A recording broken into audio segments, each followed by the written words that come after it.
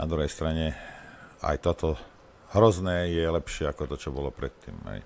A tam, keby šiel vládnuť, ja neviem kto, rozumieš, tak je to vždy lepšie ako ten Fiala. Hej. Ale nerozumiem tomu, prečo Fialovi sa to nepodarilo, veď také silné posily mal Fiala v kampani, že ja som prekvapený, že nevyhrali. Napríklad taký Edko Heger aj so Šeligom prišli pomáhať v kampani. Príjemný, dobrý podvečer. Priatelia, ďakujeme veľmi pekne. Sme veľmi radi, že tu môžeme byť s vami. A prišli sme vás podporiť a prišli sme vás aj varovať. A varovať sme možno prišli práve ešte tých nerozhodnutých voličov.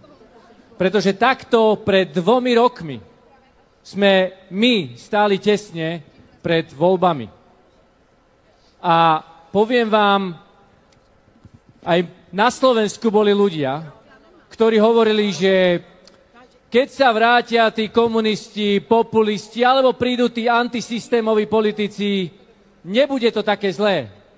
Dokonca ľudia hovorili, že však Fica sme tu mali 3-krát, nebude to také zlé.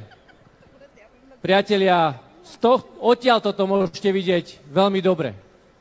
To, čo sa dnes deje na Slovensku, všetci sú z toho v šoku, aj to, akou rýchlosťou sa to deje. Robert Fico sa chodí kláňať masovému vrahovi Putinovi.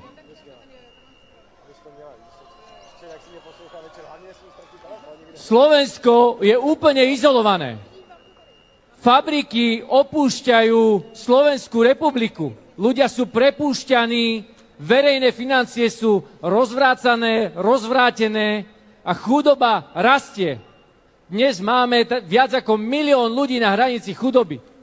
Za 2 roky. Toto stačilo Robertovi Ficovi a jeho vláde.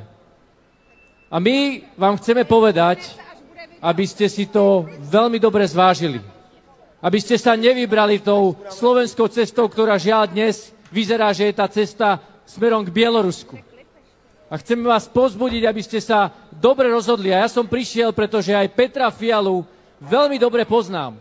Dovolím si povedať, že je to môj priateľ, pretože sme strávili naozaj dlhý čas, 2 roky som ja pôsobil spolu s ním v Európskej rade.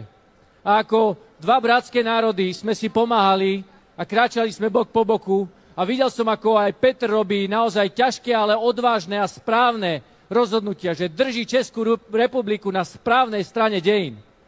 Drží verejné financie vo veľmi dobrom stave.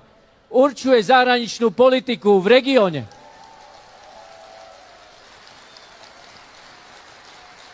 A preto som aj dnes sem prišiel ho podporiť aj celú koalíciu Spolu, ale hlavne Petra Fialu. Toľko klamstiev, hlúpostí a iných vecí, ktoré som v tejto chvíli počul z úst tohto Pokémona, to sa ani nedá vysloviť. Neviem, či to pomohlo Fialovi toto.